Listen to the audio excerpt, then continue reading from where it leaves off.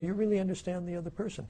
But that takes effort. That takes some persistence. But if you do it regularly for, 3 months, 4 months, 5 months, it becomes automatic. And that's the kind of change you want. So some people are so self-absorbed that they really can't listen to other people. But emotional intelligence is being self-aware. It's the opposite, right? That's a wonderful distinction you make between self-absorbed and self-aware. Self-absorbed means you're focusing on thoughts about me. I'm preoccupied about this thing that's upsetting me, or this thing I want from the other person, or some other thing completely. You're distracted, you're daydreaming. In other words, you're not really noticing the fact that you are self-absorbed. Self-awareness means you would notice that. Say, oh, I'm being distracted now. I should really pay attention to what's going on.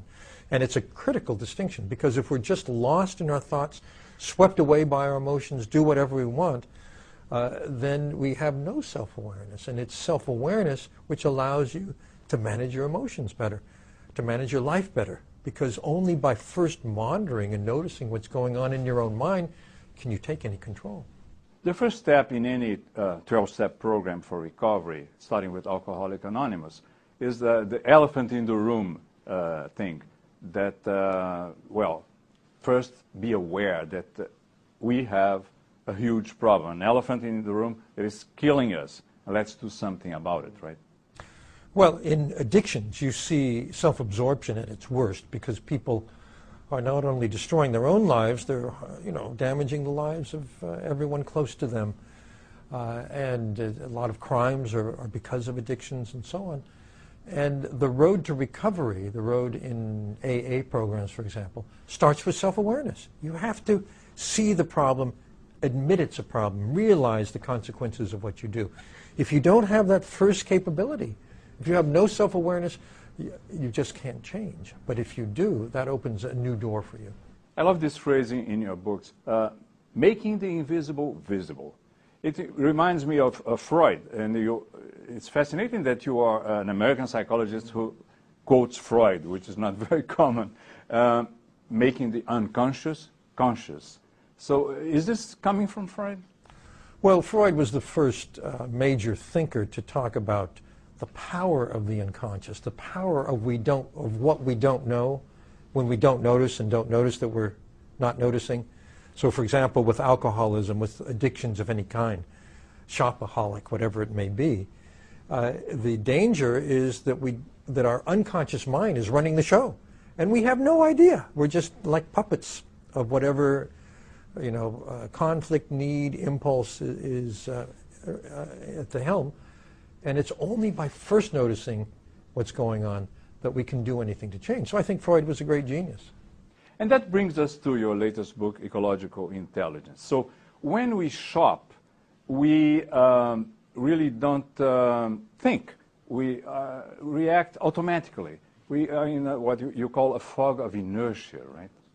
It's harmful for us and harmful for the planet. Basically, the biggest self-deception when we go shopping is that everything we buy, every product, has a multitude, a huge array of consequences from the time you start manufacture and production, gathering the ingredients, manufacturing the ingredients, transport, time in the store, time we use it, to disposal. There's a new methodology. It's called life cycle assessment that looks at every step along the way.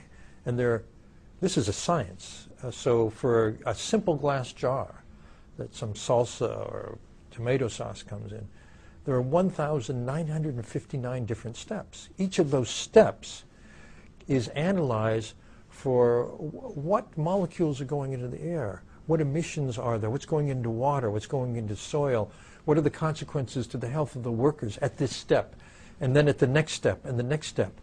And what ingredients, what chemicals in this product are going to harm us. And it's very surprising, at least I was actually shocked when I did the research for my book, Ecological Intelligence, to find there are basically 100,000 industrial chemicals in use today, and nobody knows what their toxic consequences are in our bodies, in our children's bodies. I was talking to an industrial ecologist. These are the people who do these assessments, and he said, I got I got very upset when I realized that the sunscreen I was putting on my 5-year-old daughter has a chemical which, when it goes in the sun, becomes a carcinogen. And it turns out that our products are chock full of these kinds of ingredients. And that was really what spurred me to start writing the book Ecological Intelligence, because we have to wake up. We have to stop the self-deception, and it's a massive self-deception. It's built into the very system of commerce today. All this talk about this is a green product, eco-friendly product, this doesn't help much, right? Well, you know, I see that as a mirage, because once you understand through the lens of life cycle assessment, anything has thousands of consequences for the planet, consequences for you and me, for our health, for the people that made it. You see that if you take one thing and you change it and improve it, well, that's good. That's one thing. But still there's 999 other things you haven't touched. So instead of saying, well, change one thing and call it green, what I advocate is that we get companies to continually upgrade, to continually improve the ecological impacts of what they make and what they sell to us. That way we can gradually become greener. It's not that we'll ever be completely green. The truth is, I'm sad to say, nature does not love any man-made product. Everything, unless it's completely organic, unless it's designed to be what's called an industrial nutrient, or something which is made, manufactured, actually ends up seamlessly fading back into nature. Its molecules are accepted in a friendly way. Until we reach that point, we will never be green. That's the only true standard for green. You showed that the goal is to get to what you call radical transparency, where we would know everything about the impact of each product that we buy. And that is actually starting to happen with NGOs that give information to people. Now I can use my cell phone, the camera on the cell phone, to photograph the barcode of a product and get that information, right? Well, I think what may save us from this collective self-deception is